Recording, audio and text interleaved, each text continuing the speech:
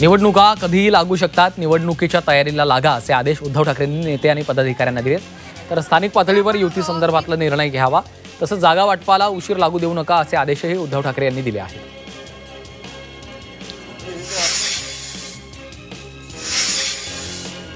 आगामी पालिका निवडणुकीसाठी पूर्वीपासून जसे मतदारसंघ होते तसे असले पाहिजेत अशी मागणी काँग्रेस नेत्या वर्षा गायकवाड यांनी केली. आपला उमेदवार निवडून यावा यासाठी प्रभाग रचनेत बदल करू नयेत असं त्यांनी म्हटलंय. सोबतच निवडणुकीमध्ये मनसे शिवसेना ठाकरे पक्षाच्या युती संदर्भात पक्षश्रेष्ठी निर्णय घेतील, संविधानाला धरून निर्णय घेतला जाईल असं गायकवाड यांनी म्हटलंय.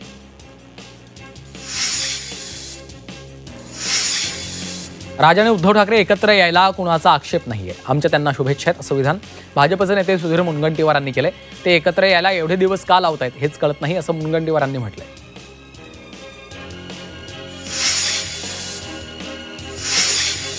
निवडणुकांच्या आधी पिंक जॅकेट घालणाऱ्या उपमुख्यमंत्री अजित पवारांनी आता रेतीचं जॅकेट घातलं का असा सवाल आदित्य ठाकरेंनी केलाय. अजित पवारांची IPS महिला अधिकाऱ्यांशी संवादाची क्लिप व्हायरल झाल्यानंतर अजित पवार अडचणीत सापडले, त्यावर आदित्य ठाकरे यांनी टोलाला गावलाय.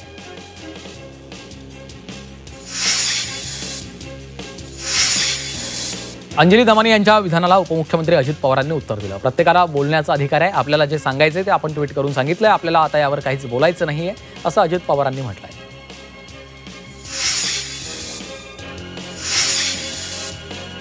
भारत पाकिस्तान क्रिकेट मॅचकडे राजकीय दृष्टीने नाही तर खिलाडू वृत्तीनं पाहावं असं आवाहन भाजपचे राज्यसभेचे खासदार उज्ज्वल निकम यांनी केलेलं आहे. पाकिस्तानसोबतचं शत्रुत्व आम्ही कायम ठेवणारच आहोत, मात्र मैदानामध्ये चांगले खेळाडू म्हणून भारत वागतो असं निकम यांनी म्हटलंय.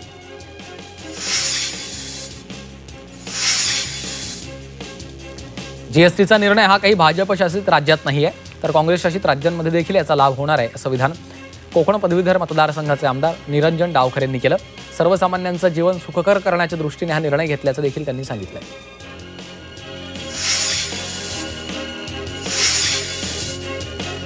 मराठा आंदोलनातील गुन्हे मागे घेण्याचा मार्ग मोकळा झाला. राजकीय आणि सामाजिक आंदोलनातले गुन्हे मागे घेण्याचा राज्य सरकारचा आदेश आहे.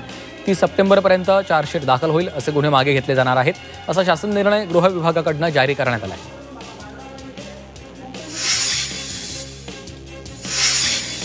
मुंबई महानगरपालिका निवडणूक 2025च्या प्रारूप प्रभाग रचनेवरील हरकती आणि सूचनांवरील सुनावणी प्रक्रिया पूर्ण झाली.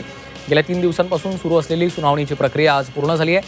आज तिसऱ्या आणि अखेरच्या दिवशी 28 हरकती आणि सूचनांवर सुनावणी पार पडली.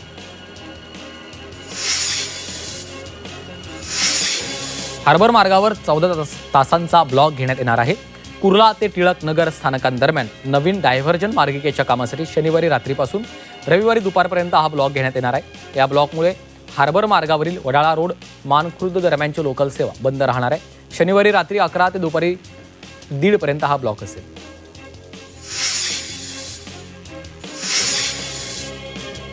कर्मचारी भविष्य निर्वाह निधी संघटना लवकरच EPFO 3.0 सुरू करणार आहे. यामुळे भविष्य निर्वाह निधी अर्थात PF खात्यातनं पैसे काढणं अत्यंत सोपं आणि जलद होणार आहे. पूर्वी PF मधनं पैसे काढण्यासाठी ऑनलाईन पोर्टलवर फॉर्म भरावा लागत होता.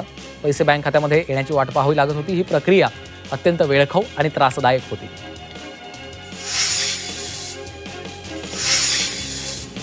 मुंबई उपनगरातील नागरिकांची आता NA टॅक्समधनं सुटका झाली आहे. महसूल मंत्री चंद्रशेखर बावनकुळे यांनी याबाबत घोषणा केली. मुंबई उपनगर पालकमंत्री आशिष शेलार यांनी याबाबत माहिती दिली आहे. इमारत आणि घरं बांधल्यानंतर उपनगरातील रहिवाशांना NA टॅक्स भरावा लागत होता, मात्र आता या करातनं मुंबईकरांची सुटका झाली आहे.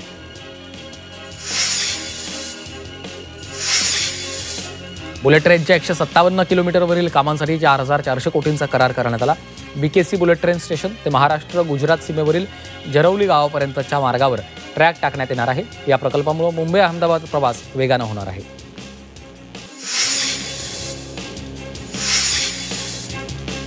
दिवाळी आणि छठपूजेसाठी मध्य रेल्वे 1126 विशेष गाड्या चालवणार आहे. 944 विशेष गाड्यांचा यामध्ये समावेश आहे. या गाड्या मुंबई, पुणे आणि इतर शहरांना UP, बिहार, तेलंगणा, राजस्थान आणि महाराष्ट्रातील ठिकाणांशी जोडल्या जातील.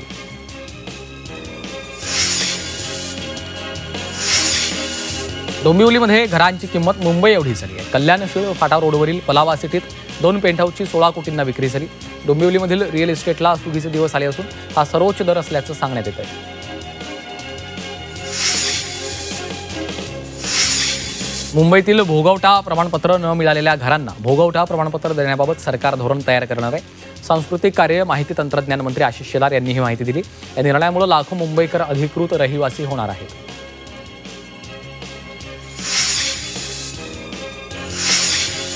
मुंबई महानगर प्रदेश विकास प्राधिकरणानं मरीन ड्राईव्हचा विस्तार करण्याचा निर्णय घेतला। आता मरीन ड्राईव्ह 12 पदरी होणार आहे। त्यानुसार नेताजी सुभाषचंद्र मार्गाच्या लगत समुद्र किनाऱ्यावर 1 किलोमीटरच्या पट्ट्यात मरीन ड्राईव्हचं 18 मीटरपर्यंत रुंदीकरण करण्यात येणार आहे।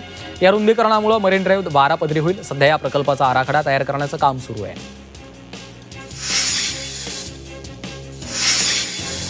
आरबीआयनं मुंबईच्या नरिमन पॉइंट इथली 4.2 एकर जागा मुंबई मेट्रो रेल कॉर्पोरेशन लिमिटेडकडनं खरेदी केली। या व्यवहारासाठी तब्बल 3,472 कोटी रुपये मोजलेत। आता या जागेवर आरबीआय नवीन कार्यालय बांधणार आहे।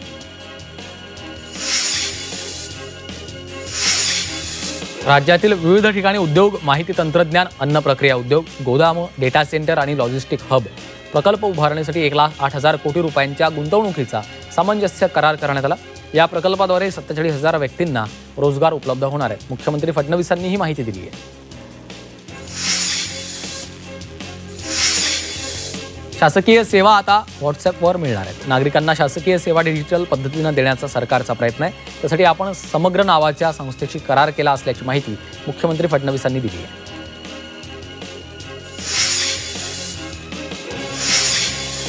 मध्य रेल्वे मार्गावर लोकल सेवेचा दररोज बोजवारा उडत असल्याची आकडेवारी समोर आलेली आहे।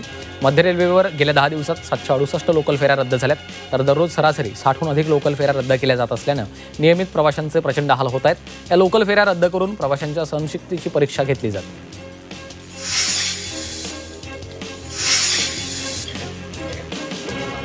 बदलापूर शहरातील वाली इथल्या रस्त्यांवर मोठे खड्डे पडले, त्यामुळे रस्त्यांची दुरवस्था झाली आहे। या रस्त्यावरनं ये जा करताना वाहन चालकांना मोठी कसरत करावी लागते। MIDCनं हा रस्ता लवकरात लवकर बुजवावा अशी मागणी वाहन चालकांनी केली आहे।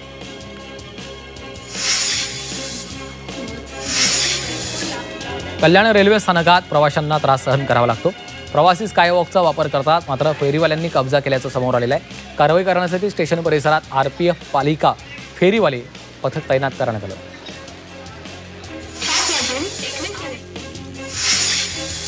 उल्हासनगरच्या मध्यवर्ती शासकीय रुग्णालयामध्ये रुग्णांना अनेक समस्यांचा सामना करावा लागतोय। महिलांच्या वॉर्डमधील शौचालयांचे दरवाजे तुटल्याने संताप व्यक्त करण्यात येतोय। वारंवार तक्रारी करून शौचालयाला दरवाजे लावले नसल्यानं महिलांची कुचंबणा होत असल्याचा प्रकार समोर आलाय।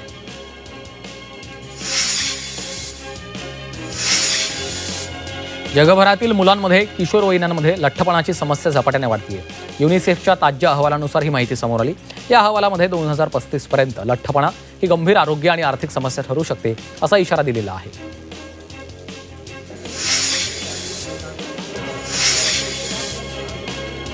मुंबई हायकोर्ट बॉम्बने उडवून देण्याची धमकी देण्यात आलेली आहे। त्यानंतर प्रशासनाकडून तत्काळ हायकोर्ट रिकामं करण्यात आलं।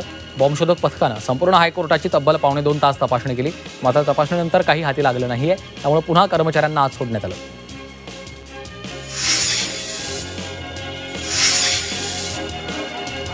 कोकण रेल्वेनं प्रवाशांच्या सोयीसाठी KR मिरर हे नवं मोबाईल ॲप लॉन्च केलं। यामधनं प्रवाशांना आता ट्रेनचा रिअल टाईम रनिंग स्टेटस, वेळापत्रक तसंच स्थानकावरील सुविधा, खानपान सेवा याची माहिती त्वरित उपलब्ध होणार आहे। महिलांसाठी स्वतंत्र सुविधा, सुरक्षाविषयक फीचर्स, हेल्पलाईन सुद्धा यामध्ये देण्यात आल्या।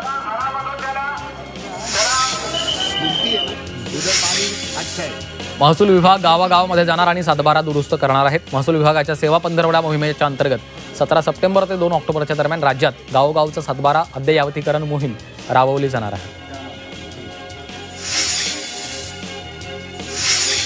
BMCकडनं 43 ठिकाणी 70 मार्गदर्शक तरंगचिन्ह स्थापित करण्यासाठी कंत्राटदाराची नेमणूक केली आहे। विसर्जन स्थळांवर ओहोटीची रेषा दर्शवणारे मार्गदर्शक तरंगचिन्ह बसवण्यात येणार आहेत।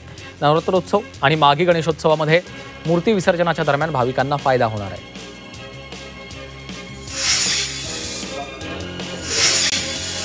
कल्याणमधील रुक्मिणीबाई रुग्णालयामध्ये खासगी रुग्णवाहिकांचा बंदोबस्त करण्यात आला। रुग्णांकडून मनमानी दर आकारत असल्याच्या तक्रारी करण्यात आल्या, त्यामुळे नातेवाईकांनी नाराजी व्यक्त केली आहे। रुग्णांची लूट थांबवली नाही तर मोठं आंदोलन छेडू असा इशारा देखील मनसे आणि ठाकरे पक्षाने दिला।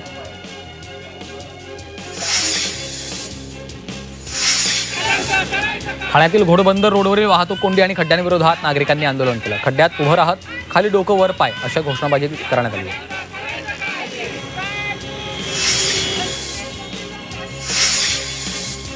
कल्याणच्या गांधारी परिसरातील कपड्याच्या दुकानामध्ये महिलांनी कपडे खरेदीच्या बहाण्यानं चोरी केली। ही संपूर्ण घटना सीसीटीव्ही कॅमेऱ्यात चित्रित झाली आहे। दरम्यान या महिलांविरोधात गुन्हा दाखल झाला असून पोलिसांकडून शोध सुरू आहे।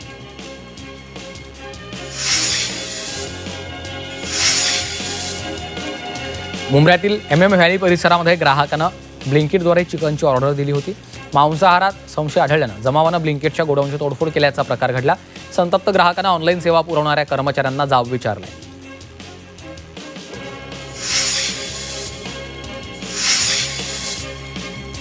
लालबागचा राजा विसर्जनादरम्यान 12 लाख रुपये किमतीचे 70 फोन चोरीला गेले। प्रत्येकी 8,000 ते 25,000 रुपयांचं नुकसान झाल्याची तक्रार पीडितांनी दिली। चोरट्यांना शोधण्याचं मोठं आव्हान पोलिसांच्या समोर आहे।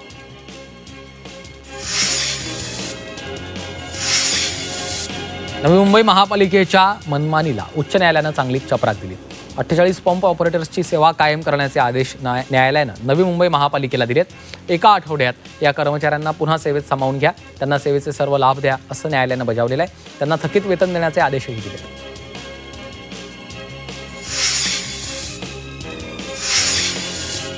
मुंबईच्या चेंबूरमध्ये सरकारी अधिकारी असल्याचं भासवून एका दाम्पत्याची 8 लाखांची फसवणूक झाली आहे। आयकर विभागात नोकरी देऊ असं सांगत त्यांच्याकडनं 8 लाख उकळले।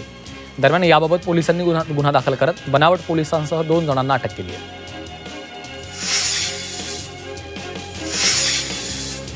मुंबई अहमदाबाद मार्गावरील चिंचपाडा परिसरात भीषण अपघात झाला।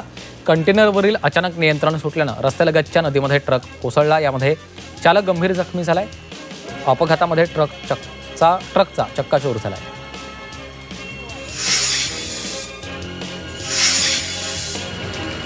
भिवंडी शहरातील धामणकार नाका परिसरात उघड्या गटारात टेम्पो फसला। शहरात अनेक भागांमध्ये गटार आणि नाल्यांवर झाकण नसल्यानं अनेक अपघात होत आहेत। टेम्पो चालकानं अनेक प्रयत्न केल्यानंतर हा टेम्पो 1 ते 1.5 तासांनंतर बाहेर काढण्यात यश आलं।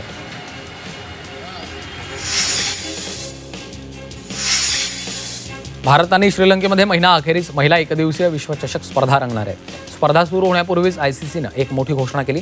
यंदाच्या महिला एकदिवसीय विश्वचषकाच्या संपूर्ण स्पर्धेत अंपायर आणि मॅच रेफरी महिलाच असणार आहेत। महिला क्रिकेटच्या इतिहासामध्ये असं पहिल्यांदाच घडतंय।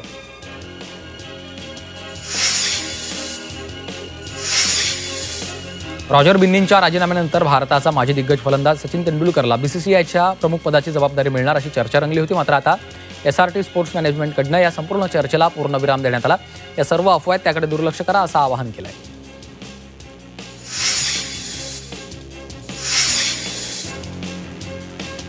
भारत दौऱ्यावर ऑस्ट्रेलिया अ संघ 2 अनधिकृत 4 दिवसीय सामन्यांची मालिका खेळणार आहे। त्यानंतर 3 एकदिवसीय सामन्यांची मालिका होईल। या मालिकेसाठी ऑस्ट्रेलिया अ आणि भारत अ संघाची घोषणा झाली आहे। मात्र आता ऑस्ट्रेलिया अ संघाला मोठा धक्का बसलाय। स्टार अष्टपैलू खेळाडू ॲरोन हार्डी खांद्याच्या दुखापतीमुळे स्पर्धेला मुकणार आहे। त्याच्या जागी विल सदरलँडला संघात स्थान मिळालं आहे।